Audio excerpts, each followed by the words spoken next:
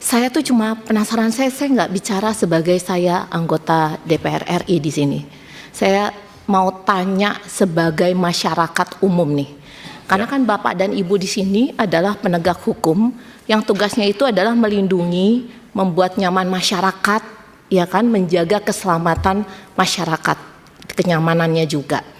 Pertanyaan saya untuk Bapak dan Ibu di sini, menurut Anda, bila saya di posisi yang saya itu dalam posisi kepepet, kejepit, atau apalah namanya, saya itu dalam situasi menghadapi kejahatan, ya kan?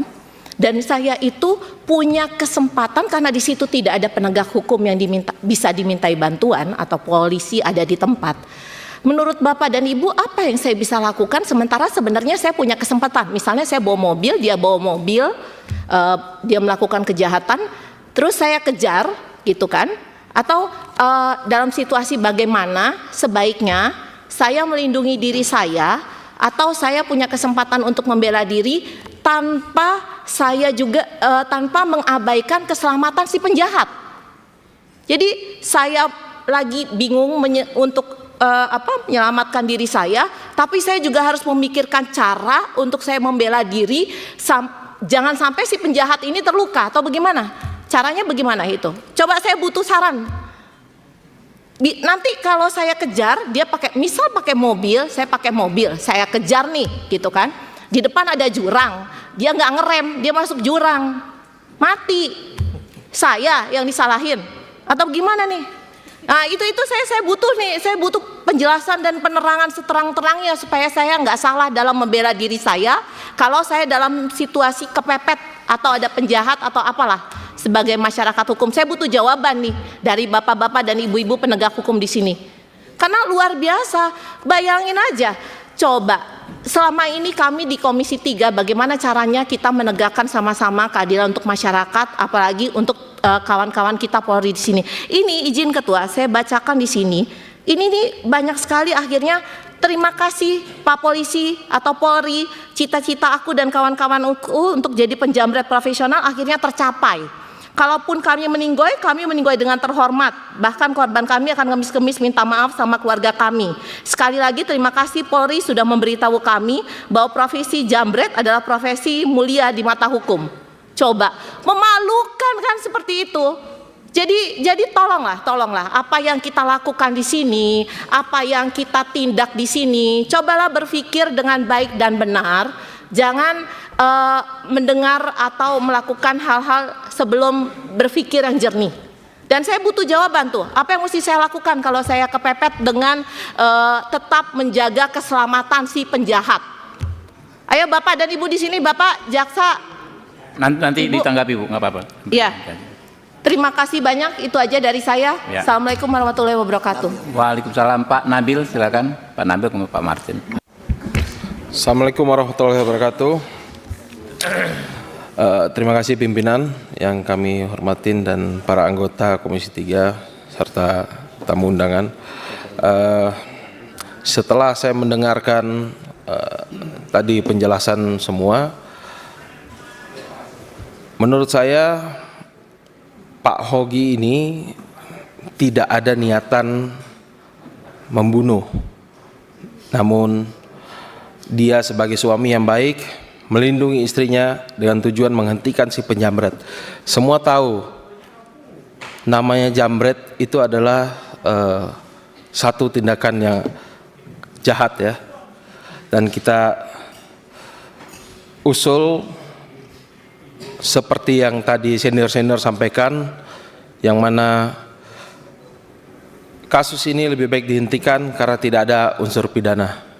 Jadi saya pikir itu sudah sangat jelas. Terima kasih. Assalamualaikum warahmatullahi wabarakatuh. Pak Martin, Pak Martin. Terima kasih pimpinan, rekan-rekan anggota yang kami hormati, Pak Kapolres dan Pak Kajari, juga kuasa hukum. Saya ini tadi sudah panjang lebar disampaikan oleh rekan-rekan. Kalau di awal tadi sudah disampaikan oleh Pak Ketua, ini pendekar-pendekar KUHAP yang baru ini Pak. Ini senior-senior, mantan jenderal, jaksa sudah menyampaikan dan semua bulat menentang.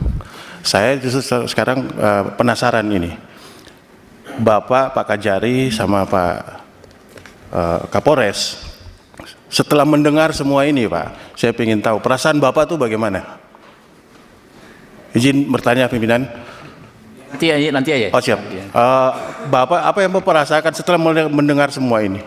Karena ini suatu kegaduhan yang Bapak munculkan dan ini sangat-sangat berpengaruh terhadap institusi Bapak masing-masing, kejaksaan maupun kepolisian.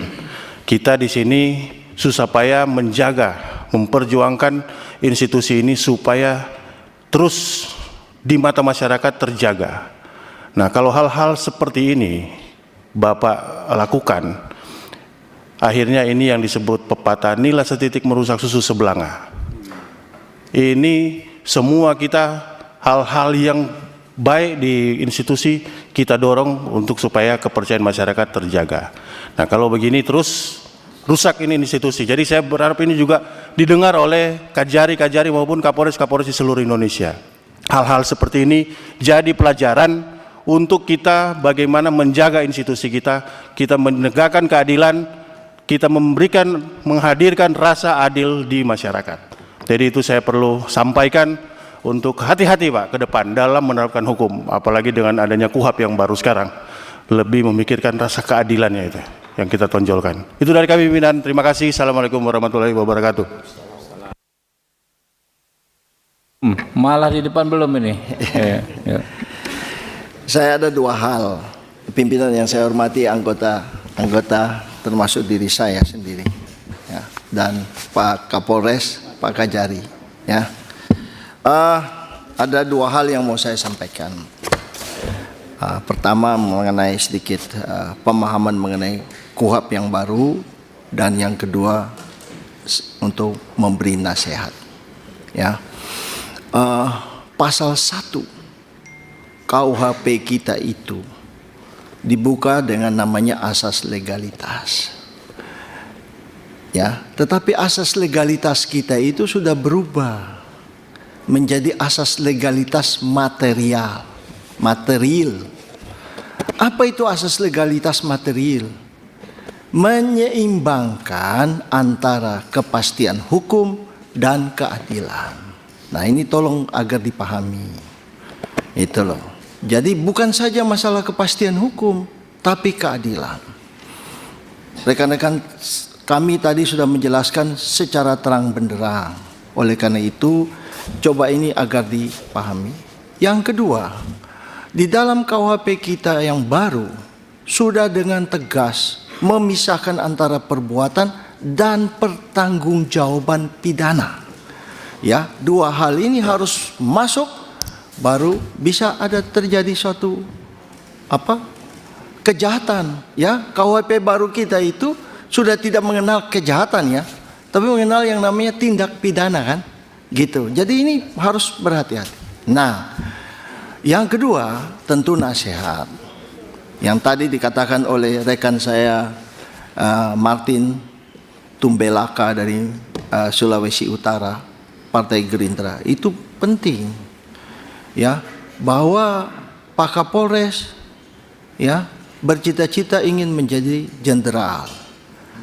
Pak Kajari bercita-cita ingin menjadi jaksa agung, minimal jaksa agung muda, minimal Kajati, kan begitu Pak. Nah, kalau jenderal kan jenderal harus berpikir luas, ya, seperti yang tadi dinasihati oleh Pak Nasir Jamil tadi, ya, presisi dari Pak Kapolri itu harus benar-benar dipahami, ya. Dan ini terus terang Pak Kapolres, Pak Kajari, ya, saya terus terang aja, saya pengalaman 30 tahun jadi advokat, ya. Bapak jangan percaya saja kepada anak buah. Ini karena terus terang ini sebagai pimpinan harus memikul tanggung jawab, Pak. Tapi ini kan kerja anak buah di lapangan, Pak. Biar perlu kasih tindakan sanksi tegas, kan begitu.